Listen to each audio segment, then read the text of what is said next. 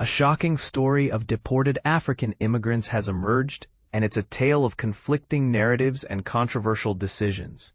The fate of 14 African immigrants deported by the U.S. has become a heated debate. Ghanaian authorities claim these immigrants have been returned to their home countries, specifically Gambia and Nigeria.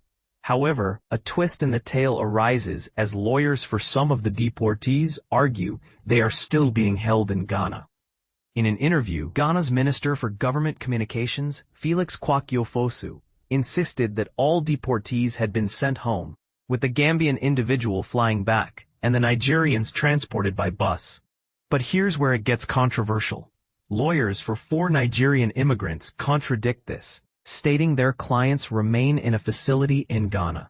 The minister denies any knowledge of such a facility, asserting that no one is being held against their will or having their rights abused. Adding to the mystery, the AP was unable to independently verify the deportees' locations. However, a lawyer for the Gambian individual confirmed their client's return to Gambia.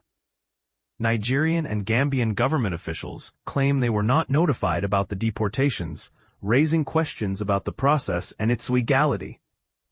A U.S. judge, Tanya Chutkan, refused to intervene, stating that while the administration's actions appeared to circumvent the UN Convention Against Torture, her hands were tied. She expressed alarm and dismay at the circumstances, especially given the government's acceptance of the deportees' potential torture and persecution. The judge's ruling allows for the deportation of 14 West Africans to their home countries, despite U.S. immigration judges' findings of persecution or torture risks. Chutkan sees this as another example of the Trump administration evading deportation prohibitions by sending individuals outside the country and claiming U.S. judges have no power to intervene. The American Civil Liberties Union, which joined the lawsuit, expressed disappointment with the ruling, questioning why the administration needs a court order to obey laws prohibiting transfers to countries where torture and persecution are likely. The U.S. Department of Homeland Security has not yet responded to requests for comment. The administration's strategy involves sending individuals to third countries with agreements to accept deportees, a move that has faced criticism. Ghana, along with Eswatini, Rwanda, and South Sudan, has become a recipient of migrants deported from the U.S., raising concerns about its role in this complex immigration saga. The lawsuit on behalf of some migrants paints a grim picture, alleging they were held in straitjackets during their flight to Ghana, and then detained in squalid conditions upon arrival. It accuses Ghana of doing the Trump administration's dirty work.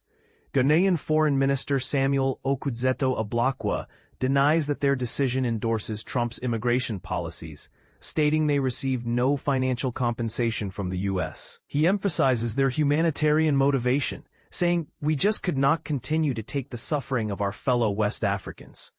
Nigeria's government claims it was not briefed about its nationals being sent to Ghana, and has previously received Nigerians deported directly from the U.S. A spokesperson for Nigeria's Ministry of Foreign Affairs, Kimebi Imomotimi Ibienfa, said, "We have not rejected Nigerians deported to Nigeria. What we have only rejected is the deportation of other nationals into Nigeria." This story leaves many questions unanswered and highlights the complex and often controversial nature of immigration policies and their implementation.